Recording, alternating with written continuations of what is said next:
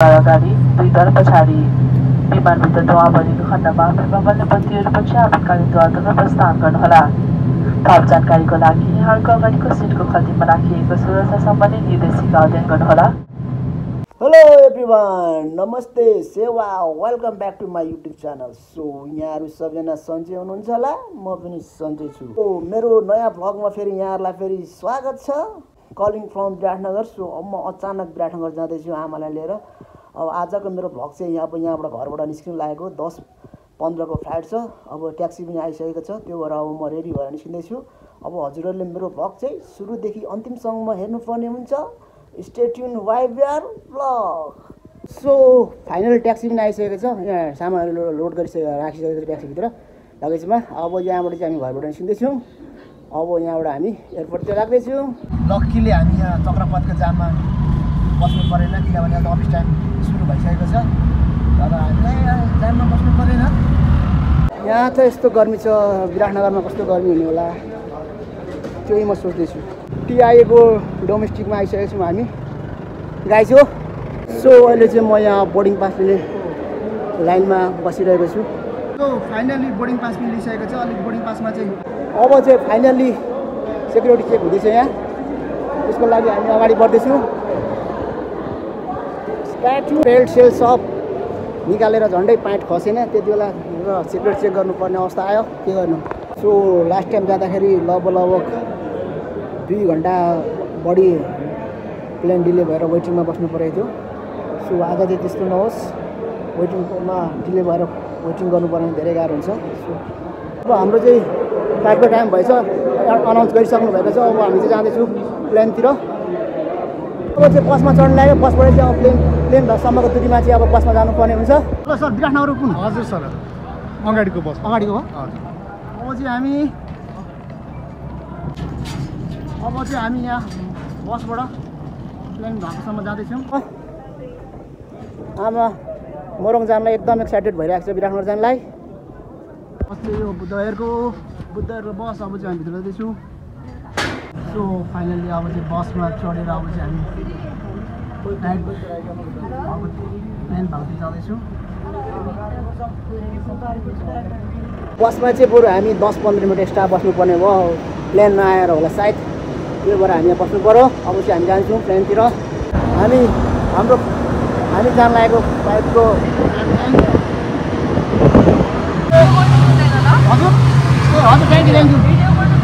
अब चाहिँ हामी प्लेनभित्र बसिरहेको अवस्था हो। अब ठ्याक्कै टाइममै यहाँबाट झिनेको छ।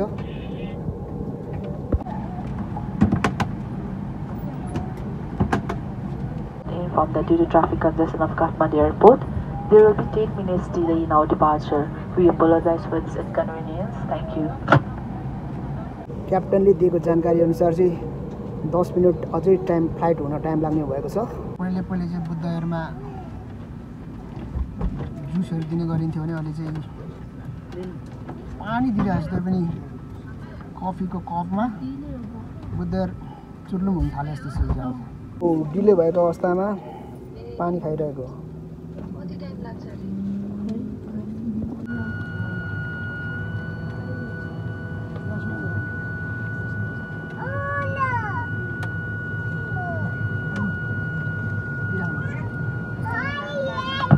नमस्ते आदरणीय यात्रुमान, पार्टी कप्तान, आशिष बस्नेत र अन्य उडान कर्मचारीहरू, यहाँहरूलाई काठमाडौँ विमानस्थलको एयर ट्राफिकको कारणले उडान दिन हुन गएको क्षमा माग्दै यस ATR 72 विमानमा हार्दिक स्वागत गर्दछौँ। हाम्रो विराटनगरसम्मको उडानको समय 35 मिनटको हुनेछ र हामी 13,500 फिटको उचाइमा उड्नेछौँ। आफ्नो सुरक्षाको लागि सिटको पेटी बाँध्नुहुन, सिटलाई सिधा राख्नुहुन, ट्रकको सिट खुला राख्नुहुन र आफ्नो हाते जला सिटमाथिको सामान कक्ष अथवा आफ्नो अगाडिको सिट पनि राखिदिनुहुन अनुरोध गर्दछौँ। सुरक्षाको फ्लाइट हुन लागिसकेको अवस्था हो। 35 को टाइम दिइरहेको छ। सो हामी चाहिँ अब जुन आपतकालीन अवस्थामा मात्र खोल्न मिल्नेछ। ती द्वार अगाडि दुई तल पछाडि विमानभित्र धुवा भरिएको खण्डमा विमानले बत्तीहरू पछि आपतकालीन द्वारतर्फ प्रस्थान गर्नुहोला। थप जानकारीको लागि यहाँको अगाडिको सिटको खल्तीमा राखिएको सुरक्षा सम्बन्धी निर्देशिका अध्ययन गर्नुहोला। धन्यवाद। Dear valued passengers, we have just briefed you about seatbelt and emergency exits.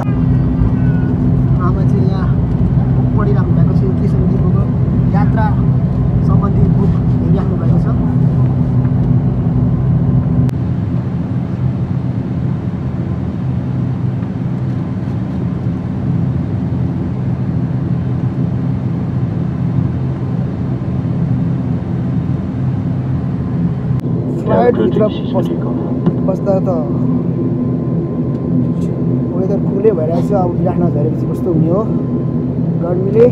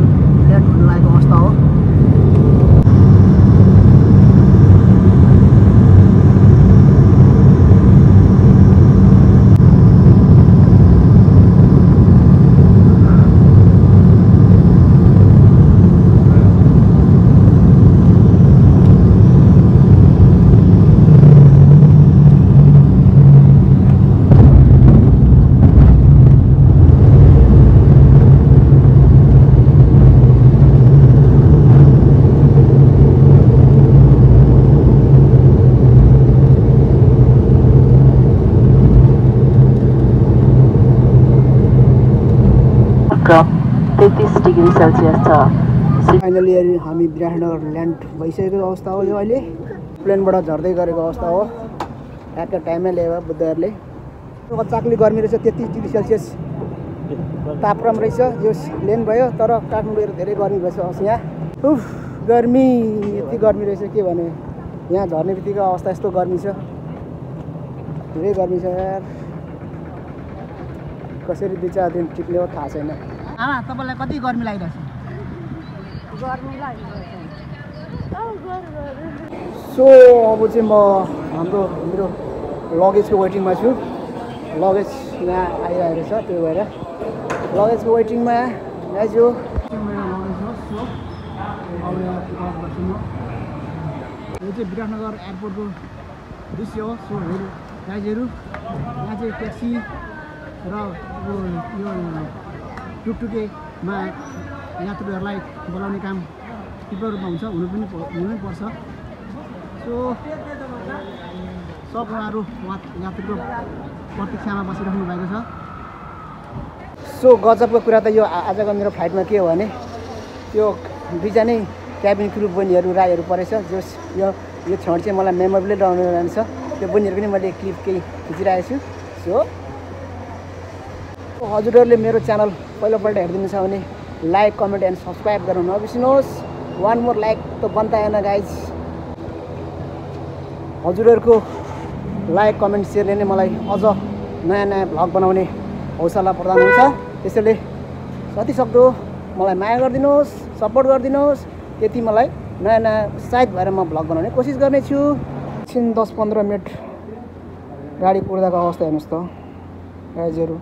यति पसिना आइसकेको छ। अब 2-4 दिन बस्यो भने मेरो हालत के होला। कल्पना गर्नुहोस् विराटनगरमा कति गर्मी हुन्छ भनेर। तापक्रम त खासै छैन रहेछ, 33 डिग्री सेल्सियस रहेछ। काठमाडौँको तुलनामा यो बढी नै हो, तर जुन मात्रामा हामी खट्न सकिन्छ त्यति चाहिँ छैन। सो गाइजहरू, एयरपोर्टबाट निस्केर हामी यहाँ काकै यो स्टेसन हाइवे अन्तर्गत यो धरान विराटनगर सडक अन्तर्गत निस्किरहेको छु। यहाँ आउनुहुन्छ हाम्रो सुरेश दास भण्डारी। के छ सुरेश दास भण्डारी, ठिक छ नि हालखबर? एकदम ठिक छ। अनि गाडी कमाइ त प्रकाश होला नि? अब तैँले 10,000 दिन्छ भने हुन्छ। त्यति चाहिँ पुग्छ? त्यो प्रकाश भएर त आजलाई पुगिहाल्छ नि त। त्यो बाटो चाहिँ कतिलो भनेको छ त्यो तराईतिर? बाटो ठुलो छ, तर यो बाटो ठुलो हुने हिसाबले राम्रो हिसाबले देखाइँदैन। यातायातको चाप त ठिकै हो, तर यहाँ एक्सिडेन्ट हुने सम्भावना होइन। एक्सिडेन्ट अत्याधिक हुने गर्छ यो बाटोमा। धेरै समाचारहरूमा सुन्दै हेर्दै आइरहेको छौँ हामीले। नयाँ भ्युवर्स हुनुहुन्छ भने मेरो च्यानल हेर्ने 1 सब्सक्राइब फर मी, एन्ड पुरानो सब्सक्राइबर हुनुहुन्छ भने लाइक कमेन्ट गर्न नबिर्सनुहोस्। Please support me. सो आजको मेरो यो काठमाडौँ टु विराटनगरको भ्लग चाहिँ म इन गर्न चाहन्छु। See you soon next vlog. Bye bye. सेवा।